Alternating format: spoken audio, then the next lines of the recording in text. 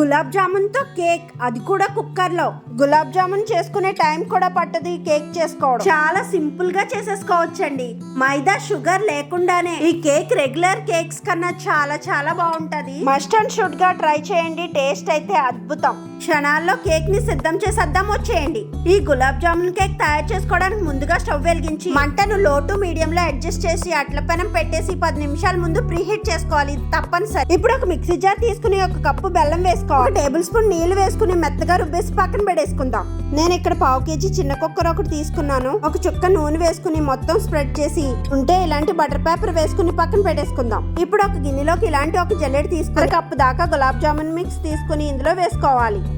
ఇందులోనే 1/2 కప్పు గోధుమ పిండి, అలాగే చిటికెడు baking soda, 1 spoon baking powder వేసేసి జల్లించి పక్కన పెట్టేసుకుందాం. ఇప్పుడు వేరే గిన్నెలోకి 4 కోడిగుడ్లు వేసేసి ఇందులోనే 1/2 చెంచా వెనిలా ఎసెన్స్ వేసుకుని నొరగొచ్చేంత వరకు 1 నిమిషం పాటు బాగా బీట్ చేసుకోవాలి. ఇప్పుడు ఇందులోకి ముందుగా మిక్సీ చేసి పెట్టుకున్న బెల్లాన్ని వేసేసి 6 నిమిషం పాటు మళ్ళీ బీట్ చేసుకోవాలి.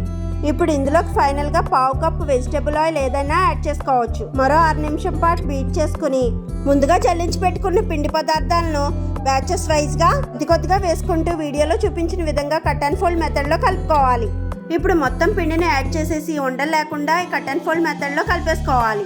ఇలా ఈ విధంగా కలుపుకున్న పిండిని బటర్ పేపర్ వేసి సిద్ధం చేసి పెట్టుకున్న కుక్కర్లోకి వేసేసి వీడియోలో చూపించిన విధంగా ట్యాప్ చేసేసి కుక్కర్ మూతకి గ్యాస్ కట్ ఉంచి విజిల్ మాత్రమే తీసేసి ముందుగా ప్రీ హీట్ చేసుకున్న పెనం మీద పెట్టేసి 40 నుంచి 45 నిమిషాల పాటు మీడియం ఫ్లేమ్ లో కేక్ ని బేక్ చేసుకోవాలి. ఇప్పుడు ఓపెన్ చేసి కేక్ బేక్ అయింది లేనిది తెలియాలంటే పుల్లగుచ్చి చూస్తే పిండి ఏమీ అంటుకోకపోతే కేక్ పర్ఫెక్ట్ గా బేక్ అయినట్టు. ఇప్పుడు స్టవ్ ఆఫ్ చేసి కుక్కర్ ని దించేసి పూర్తిగా చల్లారిన తర్వాత వేరొక ప్లేట్ లోకి డిమౌల్డ్ చేసుకోవడమే. అంతేనండి. ఈ కేక్ రెగ్యులర్ కేక్స్ కన్నా చాలా చాలా బాగుంటది. ఈ కేక్ ట్రై చేయడం మాత్రం అస్సలు మిస్ చేయొద్దు.